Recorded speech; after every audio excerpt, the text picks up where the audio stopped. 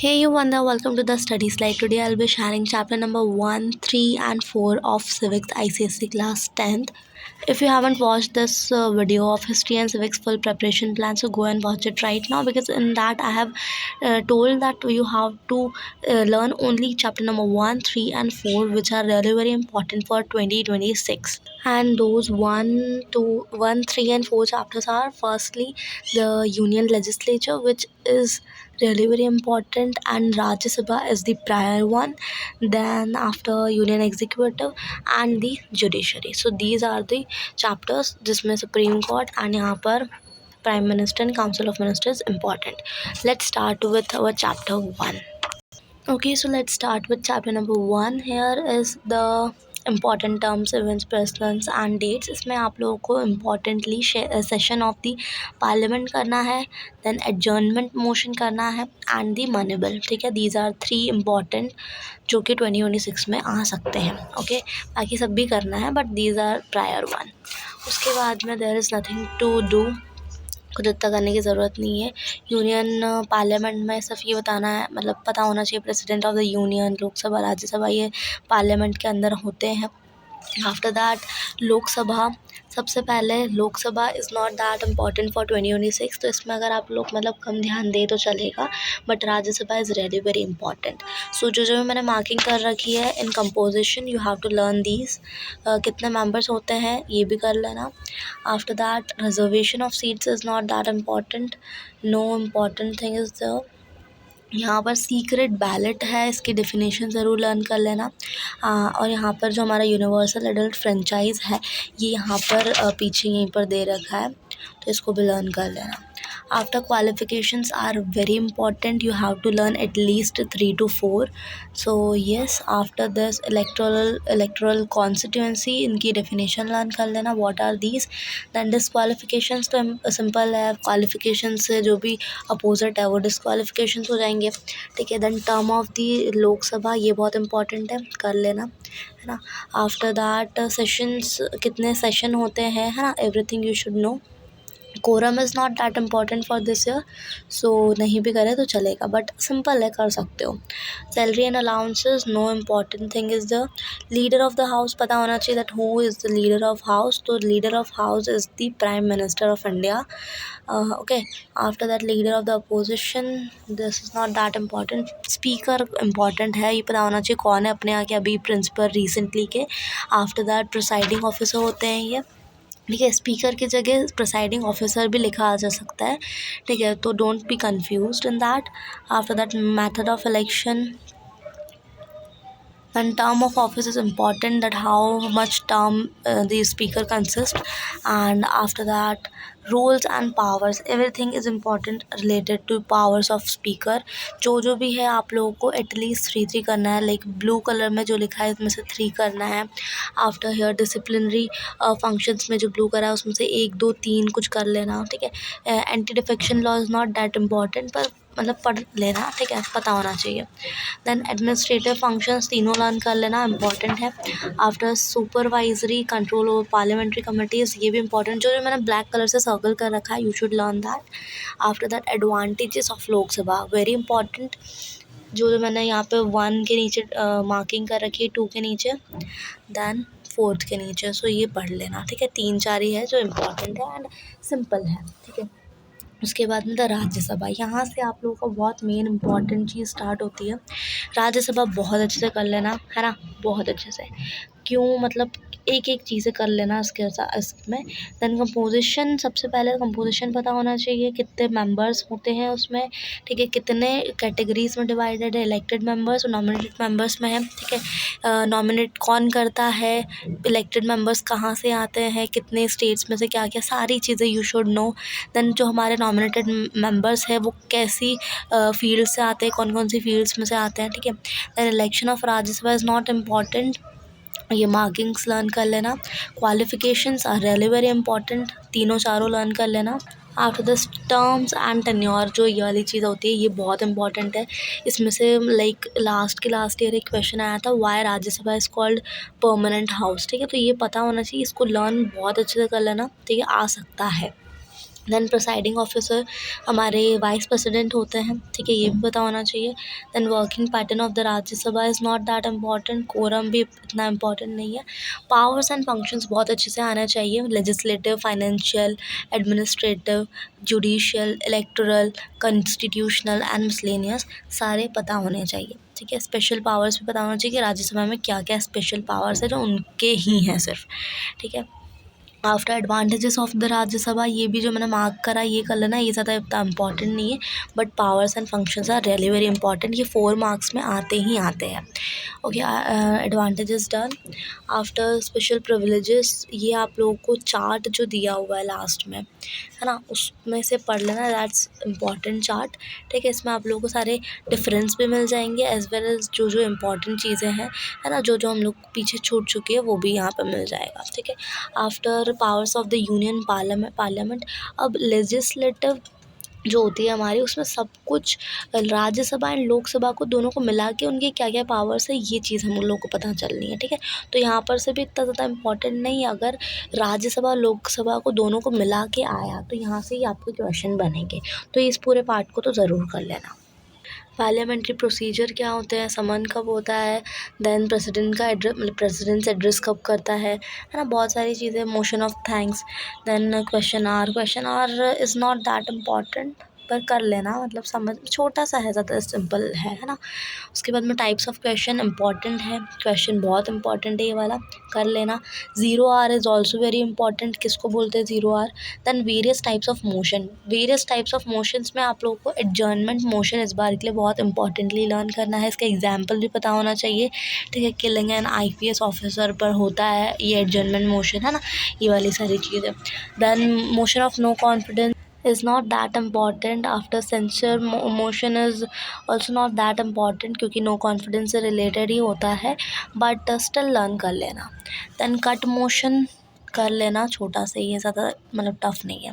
Process of legislation, ये पता होना चाहिए, बिल कब पास होता है, कैसे पास होता है, कैसे क्या क्या, एवरीथिंग बिल का जो भी हमारे पास है पूरी बुक में सब कुछ लर्न होनी चाहिए। First reading, second reading, third reading, then ये पूरा प्रोसीजर भी पता होना चाहिए क्या होता है क्या नहीं, यही है एक तरह से। अगर आप लोग ये भी बना दो ना, कोई सा बिल का क्वेश्चन आया लाइक रिलेटेड, इससे रिलेटेड कुछ आया तो मतलब ये बना दोगे तो चलेगा, लिखने की ज़्यादा ज़रूरत भी नहीं है। Bill in the other house, ये भी बताना, मतलब ये सारी चीज़ें इस वाले चार्ट में है, ठीक है, जो जो भी यहाँ पर है।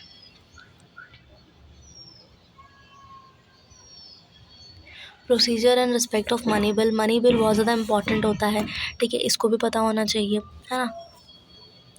यहाँ पर दोनों बिल्स के बीच का डिफरेंस, ये ज़्यादा कुछ इतना इम्पोर्टेंट नहीं है, ये भी वो यूनियन लेजिस्लेचर के जो जो भी पावर्स है वही उसी से रिलेटेड है।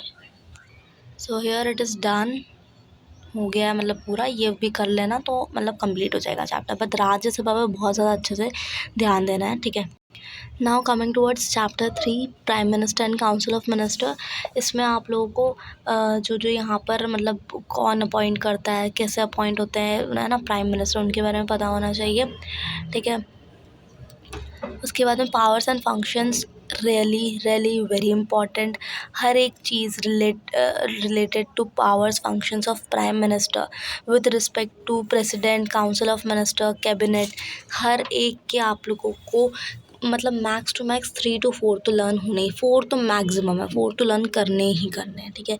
पार्लियामेंट से के साथ में जो जो फंक्शंस है उनके प्राइम मिनिस्टर के, देन फॉरेन अफेयर्स में क्या रोल होता है, नेशन लीडर में क्या मतलब रोल है, सब कुछ यू शुड नो, ठीक है। उसके बाद में it's not that important. Then council of minister की बात आ जाती है ना, इसमें भी सबसे पहले आप अगर प्रायोरिटी देनी है तो आप लोग को सिर्फ और सिर्फ मेन फंक्शंस पर ही देनी है, ठीक है, इसमें ज़्यादा इतना कुछ खास नहीं काउंसिल ऑफ मिनिस्टर्स में। कंपोजिशन पता कर लेना, okay, size of the council of minister important, okay. Terms very important, tenure of the council of minister, article कौन से आर्टिकल में लिखा है ये भी पता होना चाहिए। देन कैबिनेट की बात आ जाएगी तो powers and functions of cabinet भी पता होना चाहिए, मैक्सिमम 3 to 4 लर्न कर लेना, ठीक है।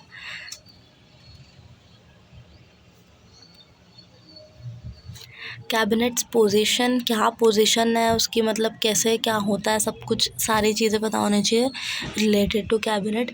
बट इसमें ना आप लोगों को ऐसे भी आ सकता है, अगर मैं फंक्शंस एंड इनकी बात करूँ कि लेजिस्लेटिव फंक्शंस बताओ कैबिनेट के, तो आप लोगों को ये भी एटलीस्ट 4 लर्न करना है, ठीक है। आई एम नॉट सेइंग कि आप लोग फॉर्मुलेटिंग पॉलिसीज़ का एक कर लो, एडमिनिस्ट्रेटिव का एक कर लो, या फिर कोऑर्डिनेशन का कुछ कुछ कर लो, फिर लेजिस्लेटिव का कुछ कुछ करके ओवरऑल 4 करो। I am not saying that. आप लोगों को एक पिंक वाला जो लिख रखा है ना, ये एक जो पिंक वाला लिख रखा है उसमें से एटलीस्ट 4 करने, जहाँ पर नहीं है उसको तो छोड़ दो। जैसे यहाँ पर 2 है ना, तो इसमें से 1-2 कर लो। वैसे ये इतना ज़्यादा इंपॉर्टेंट नहीं है फॉर्मुलेटिंग पॉलिसीज़, ज़्यादा इंपॉर्टेंट एडमिनिस्ट्रेटिव फंक्शंस है, लेजिस्लेटिव फंक्शंस है ना। एंड इधर से प्रोक्लेम ऑफ इमरजेंसी है, प्रोक्लेमेशन ऑफ इमरजेंसी। बाकी इसमें इतना ज़्यादा इंपॉर्टेंट नहीं है, बट स्टिल आप लोगों को लर्न करना है 3 से 4।